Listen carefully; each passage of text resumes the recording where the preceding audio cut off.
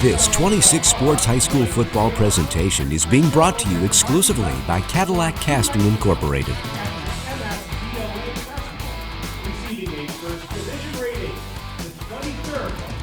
Hello everybody, welcome back inside Vendors Memorial Stadium. Eric Sharp alongside Morris Langworthy Jr. A good first half for the Vikings. They have a 20-14 lead. It was a great first half for both sides, actually. Yeah, when you think, I mean, the Cadillac made that stop on Manistee's last drive of the half, and Manistee was able to stop Cadillac coming back down with hardly any time left, but still, great job. Yes, I'll tell you what.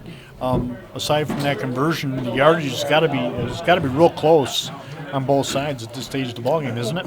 Well, I don't have total yards, but I can tell you Ethan Baker, 3 carries for – this is for Cadillac. Ethan Baker, 3 carries for 17 yards. Caden Dennis, 8 carries for 112 yards. He also had the 93-yard kickoff return for a touchdown. Clayton McCarthy, 2 receptions for 44 yards. Jeremy Ward, 7 receptions for 64 yards. Ethan Baker, 13 of 16 passing. So a very efficient night. On the flip side, you have Brandon Wick, 10 carries for 44 yards. Ty Allen, the quarterback, 5 carries for 20 yards. In the passing game, Ty Allen, 10 of 11. And the leading receiver, Ryan Johns, 3 receptions, 83 yards, 2 touchdowns. We had 5 solid drives with absolutely no real significant stop or delay of the game in any way, shape, or form. Right up to the last drive that Manistee had, and Cadillac was able to shut it down.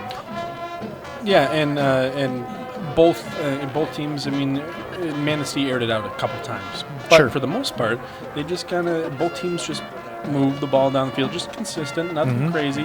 5 yards, 10 yards, the occasional long pass. But Manistee's quarterback, Ty Allen, he's got a cannon. He does. And he's very accurate, especially on that fade route to the corner, which he scored a touchdown on. Then he had a bomb earlier in the game. So, I mean, really, if I'm Manistee, like I said earlier, I'm going deep. Yep. And if I'm Cadillac, I'm going to keep it on the ground, and I'm going to run it forward.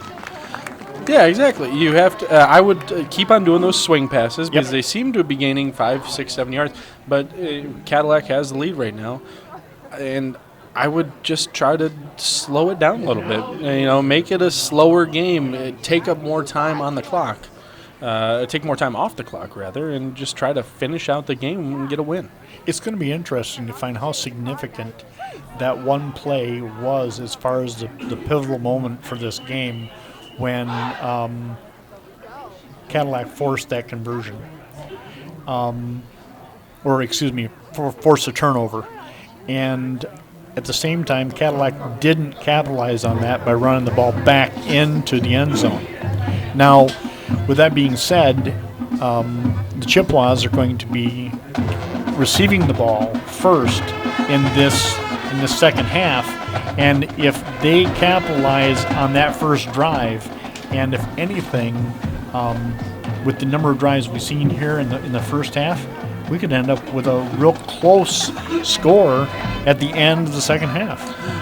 Really, it was a big play by the Viking defense because you do have a 20-14 lead by stopping Manistee there and keeping them off the board because they do get the ball back, like you just said.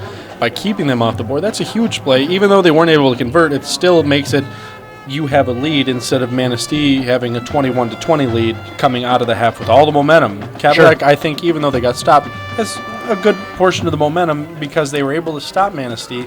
Granted, they only had 30 seconds to do it. That's not going to take the wind out of your sails because you couldn't score in 30 seconds. Right.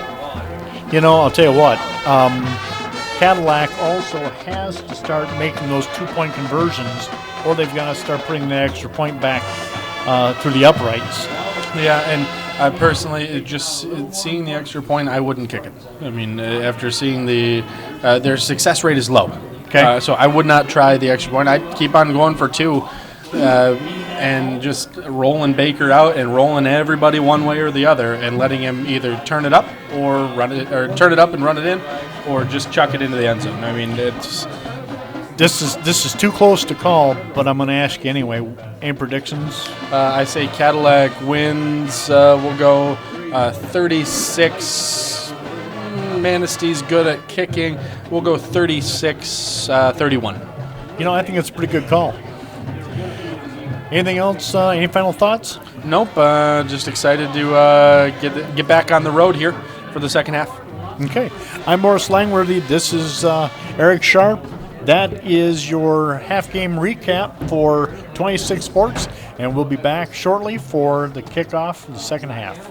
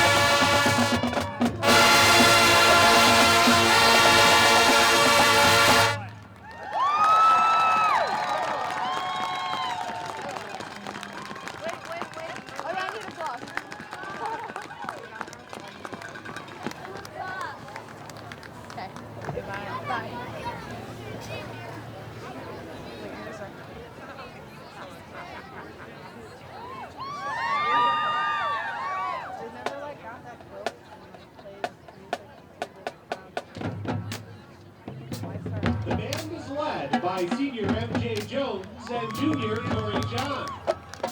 Drumline center is junior Jaden Schwab. Color guard is led by junior captain Jordan Schwab. Drumline is top side Roland Colonna. Color guard is top side Bridget Fitzgerald. The band is under the direction of Mr. Mike Wilkins. We are very proud of the Drumline, who won the first ever post-festival drum-off last Wednesday and has just been invited to perform for a second year in a row at the North American Auto Show at Como Hall next January. The Marching Vikings' next performance will be on the Thanksgiving Day in downtown Detroit for America's Thanksgiving Parade. Thank you for your support all season. Ladies and gentlemen, your 2015 Cadillac Marching Vikings!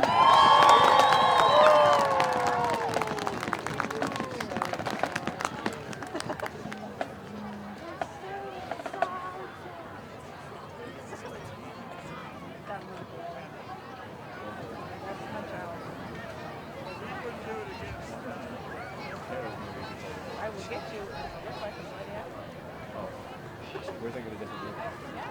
Same guy.